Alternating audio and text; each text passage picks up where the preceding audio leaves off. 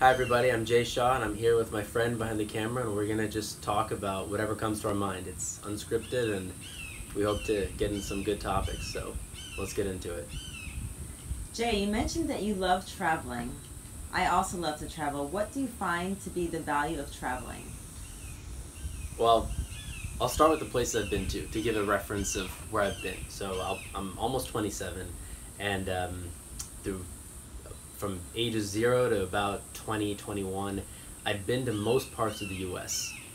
To the West Coast, up and down the East Coast, driven through cross country, and then when I was 21, I got to go to India, which is where my parents are from and where I'm ancestrally from.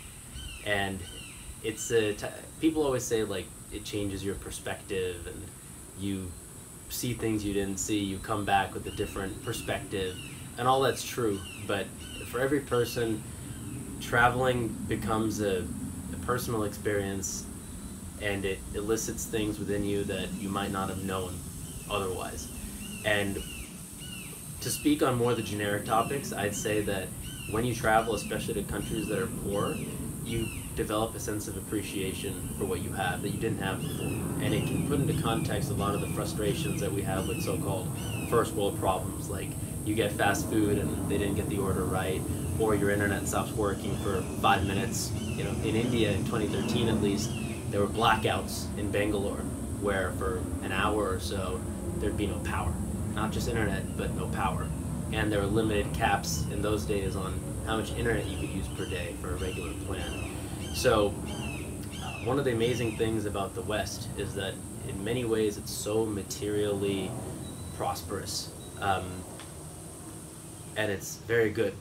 You can get about anything you want if you have the right amount of money and enjoy things that people never could before. The most important things, which are the ones that we don't think about as much, which are safety, healthcare, clean air, good food, which not everybody has, but for the most part people have. Those base necessities people don't have in many other parts of the world. It can give a sense of appreciation that can make living here, you get rid of the first world problems in your mind because you realize that it's not that important if the internet stops working for a short period of time or even for a day. You can instead go sit by a lake and find another way to enjoy your life. So that's one of the many good things about travel. I've also been to Sri Lanka, Canada, and Argentina. Do you find that by going away to another place, to travel, to see a new culture, to see a new way of life, you come back having a better understanding of who you are, what you want in your life, and what life really means for people?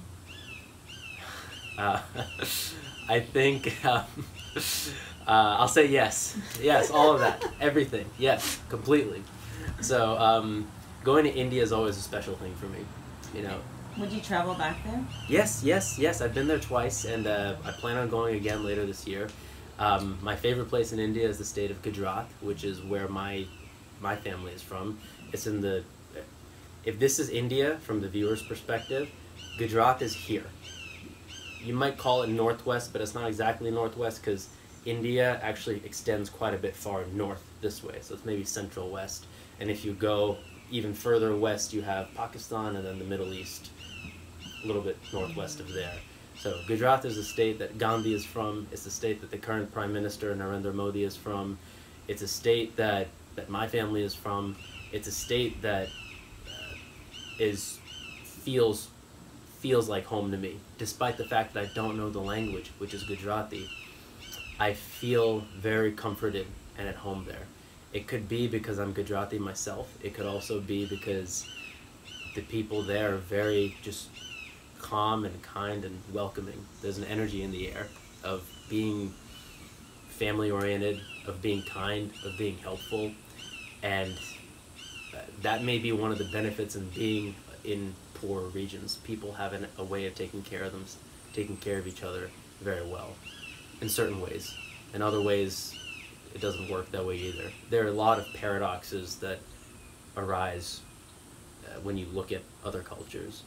So, but to answer your question about deeper insights into life, I went to Argentina in 2015 with one of my really good friends. He was doing a study abroad there, he had 2 weeks off, and we went traveling by bus around the country, because bus is actually the popular way to travel there for some reason. They're huge distances, but you go by bus. So if this is Argentina, Buenos Aires is here. We went to Iguazu Falls, and that's like a 17-hour bus ride from Buenos Aires. And in Iguazu Falls, you have a confluence of Paraguay, Brazil, and Argentina. And there are these amazing waterfalls, and maybe each of the three countries has one slice of that. It's in that area, the division line. And we then went to a place called Salta. But before I get to Salta, I'll go to Iguazu Falls. There are two people who are running a hostel, people probably in their late 20s. And my friend and I stayed there. And we met a German lady that we spent a lot of time with and had dinner with and hung out with. And the two people who ran the hostel, they had a very different mentality than the regular American mentality. They would cook pizza, they would run the hostel, they would engage with the people who'd come and go for just a few days and probably never come back. They would laugh, they had so much fun, they really enjoyed it.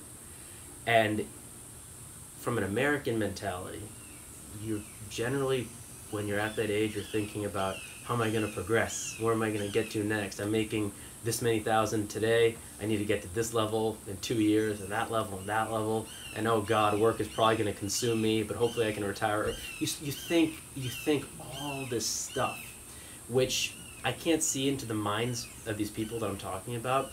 It didn't feel that way though. It felt like they were really enjoying their time. They were really enjoying being with whoever it was with little personal gain. I mean, obviously they're making money off the hostel, but it's not necessarily a lot. And it's not necessarily something that, you know, you have one hostel, then you make enough money and buy another hostel, and the third, then you have a franchise. That's not the mentality. And there seemed to be something very pure and beautiful about that. So, and it affected me. It you know, everything you ever see affects you. And it plants a seed that may or may not grow. For me, it grew into something bigger and bigger and bigger. That, among other things, that, you know, now I have a show, I have an interview show, I play tennis, I'm singing in a band. You know, if I hadn't seen that, I mean, it's not just that experience with the Argentinians, but if I hadn't seen that, who knows? Maybe I'd be doing something else that's not as fulfilling. So. I agree that sometimes the experiences that you have, if you're open to them, they allow you to find your life path. And so that is the value of travel, because you're stepping outside of what is your world to try to go to another world.